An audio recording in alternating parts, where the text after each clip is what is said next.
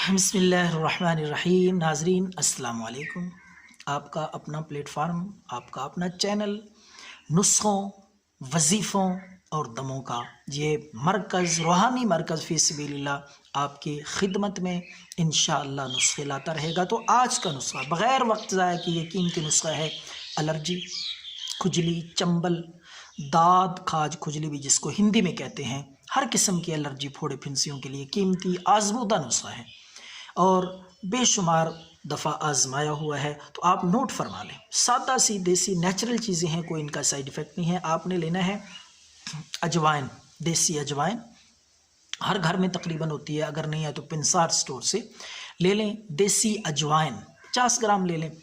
तो देसी अजवाइन ला के उसको पहले साफ़ कर लें, फिर उसको आप कूट के या ग्राइंड करके अच्छी तरह बारीक पीस लें। तो दूसरी चीज़ है वो है अजवाइन के साथ जितनी अजवाइन लें, 2 चम्मच लें या 1 चम्मच लें, उतने ही मिकदार में आपने जौ का आटा, गंदम का आटा नहीं लेना बल्कि जौ का, काले जौ मिल जाए उसको कूट के आटा बना लें। तो उतनी ही मिकदार में, जितनी मिकदार में आपने अजवाइन देसी ली है, 2 चम्मच या 1 चम्मच, बराबर वज़न में बराबर मिकदार में जौ का आटा भी मिक्स कर लें, दोनों चीज़ों को। उसके बाद तीसरी चीज़ जो आपने इसमें ऐड करनी है वो है एलोवेरा जेल। क्वारगंदल को काट लें दरमियान में से, एलोवेरा को, तो उसके अंदर से जो नरम और बिल्कुल मुलायम सी जेल निकलती है वो आपने 2 चम्मच, ताकि वो सारा जो आटा और अजवाइन का सफ़ूफ है उसमें अच्छी तरह मिक्स हो जाए।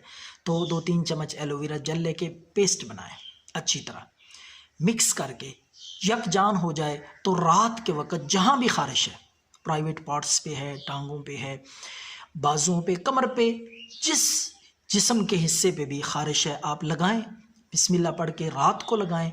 इंशाअल्लाह सुबह तक ही आप महसूस करेंगे, रात भर सुकून की नींद आएगी। अल्लाह के फजल से 2-3 दिन इस्तेमाल करें, ख़ारिश नहीं रहेगी। दुआओं में याद रखें। अल्लाह।